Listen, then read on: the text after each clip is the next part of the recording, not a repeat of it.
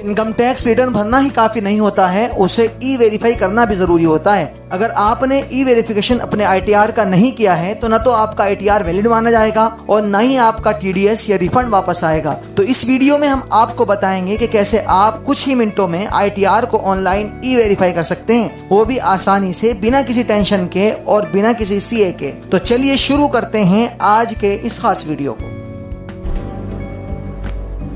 Fast Sekhon known नाम है उस सफर का जहां हर कदम एक सेख बन जाए।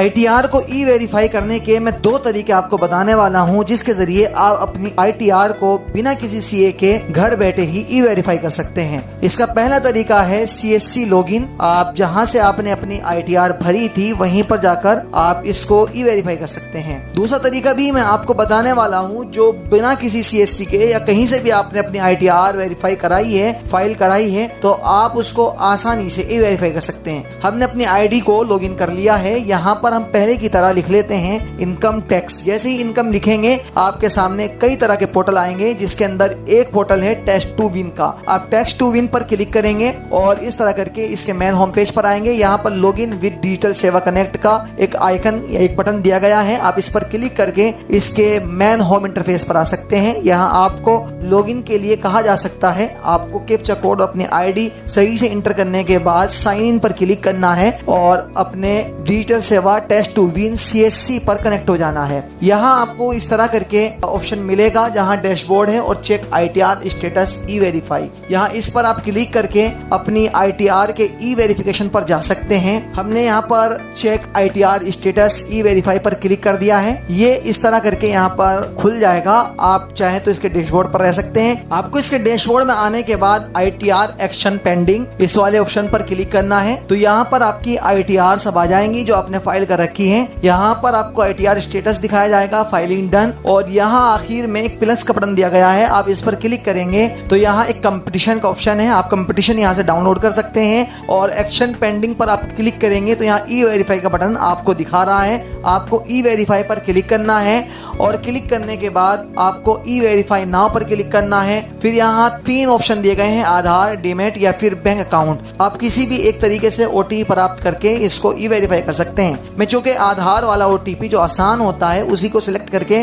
कंटिन्यू पर क्लिक करता हूं, तो ये इंटर EVC का ऑप्शन आया है, यानी एक EVC कोड हमारे नंबर पर भेजा जा चुका है या भेजा जा रहा है। हम अपने SMS इनबॉक्स को ओपन करके चेक कर लेते हैं कि EVC कोड हमें क्या मिला है। हमारे पास जो EVC कोड आया है वो एक आधार का OTP है। हमें उस आधार के OTP को यहाँ पर एंटर करना है और फिर हम वेरीफाई EVC पर क्लिक करेंगे। हमने वेरीफाई EVC पर क्लिक कर दिया है। थोड़ा सा ये लोडिंग लेगा और उसके बाद हमारी ITR ई वेरीफाई हो जाएगी। प्रोसीड पर हम क्लिक करेंगे और ये एक पहला तरीका है जिससे हमने अपनी ITR को ई वेरीफाई किया है।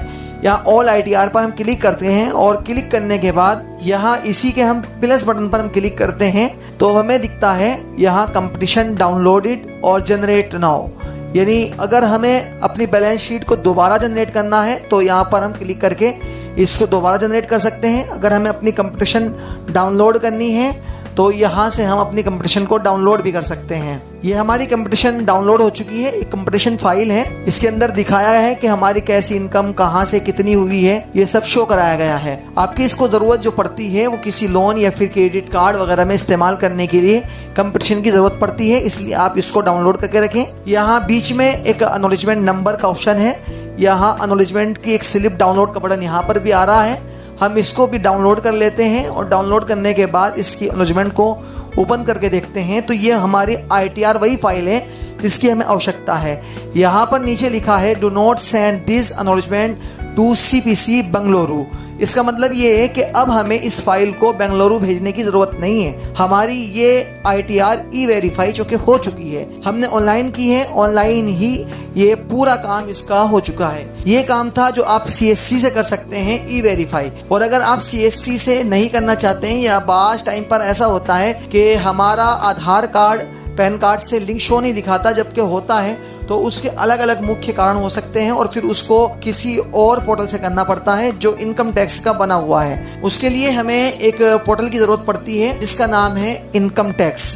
तो दोस्तों आज के इस वीडियो में हमने सीख लिया है कि ITR को CSC से कैसे E-वेरीफाई किया जाता है और ITR का मेन पेज और कंपटीशन कैसे डाउनलोड करते हैं। वीडियो थोड़ी लंबी हो गई है, इसलिए दूसरा तरीका हम आपको अगले वीडियो में बताएंगे। तब तक जुड़े रहिए हमारे इस चैनल फास्ट सीखो के साथ। अगर वीडियो अच्छा लगा हो तो लाइक करें, शेयर जरूर करें और चैनल को सब्सक्राइब भी जरूर करें। मिलते हैं नेक्स्ट वीडियो में एक और आसान और जरूरी जानकारी के साथ। धन्यवाद।